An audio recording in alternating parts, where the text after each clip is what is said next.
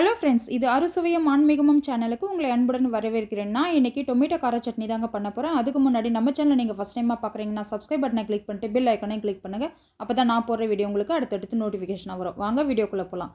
ஸ்டவ்வில் கடாய் வச்சு 3 table spoon எண்ணெயை விட்டுக்கலாம். கூடவே 1 டீஸ்பூன் உளுத்தம்பருப்பு போட்டுக்கலாம்.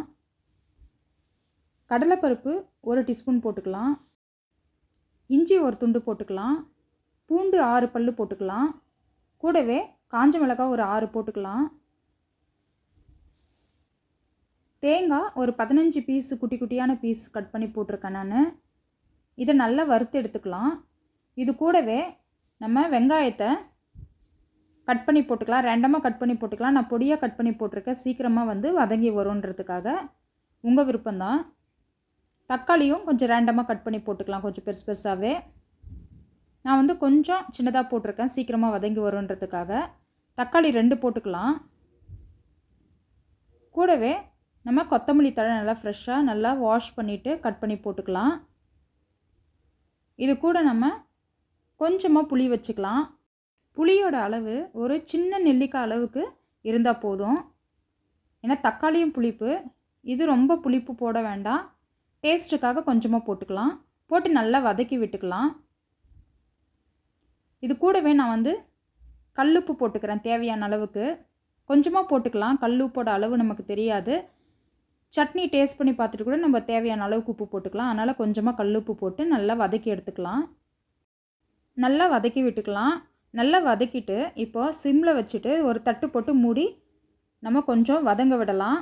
ஒரு 10 நிமிஷம் இந்த மாதிரி நம்ம விட்டுடலாம். நடுவில் கொஞ்சம் கலந்து விடுங்க, அடி பிடிச்சிரும்.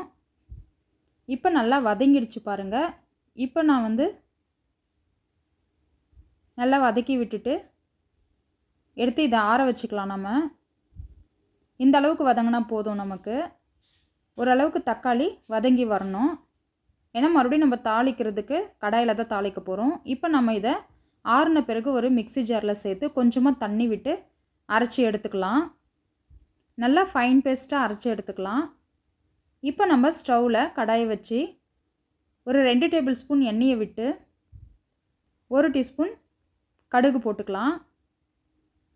கடுகு பொரிஞ்சதும் நம்ம நல்லா ஃப்ரெஷ் கருவேப்பிலை நல்லா வாஷ் பண்ணிவிட்டு போட்டுக்கலாம். கருவேப்பிலை பொரிஞ்சதும் நம்ம அரைச்சி வச்ச தக்காளியை போட்டுக்கலாம். நல்லா கலந்து விட்டுங்க. இது ரொம்ப நேரம் வதங்கணும்லாம் அவசியம் கிடையாது. ஓரளவுக்கு கொஞ்சமாக ஒரு 5 நிமிஷம் இருந்தால் போதும். நல்லா வதக்கி விட்டுட்டு அவ்வளோதாங்க, சர்வ் பண்ணிக்கலாம். நம்ம இப்போது இதுக்கு இட்லி, சப்பாத்தி, தோசை எல்லாமே இதுக்கு ரொம்பவே சூப்பராக இருக்கும். அடை கூட ரொம்பவே நல்லாயிருக்கும். இந்த தோசையை நான் ஒரு சைடாக மூடி வேக வச்சுருக்கேன். நல்லா சாஃப்டாக பஞ்சு மாதிரி இருக்குது. இதுக்கு இந்த சட்னி ரொம்பவே ஆப்டாக இருக்கும், ரொம்ப நல்லாயிருக்கும். இந்த தக்காளி சட்னியை ட்ரை பண்ணி பாருங்கள். தேங்காய் சட்னியும் ரொம்பவே சூப்பராக இருக்கும். தேங்காய் சட்னி ஆல்ரெடி நான் ஷார்ட்ஸாகவும் வீடியோவாகவும் போட்டிருக்கேன்.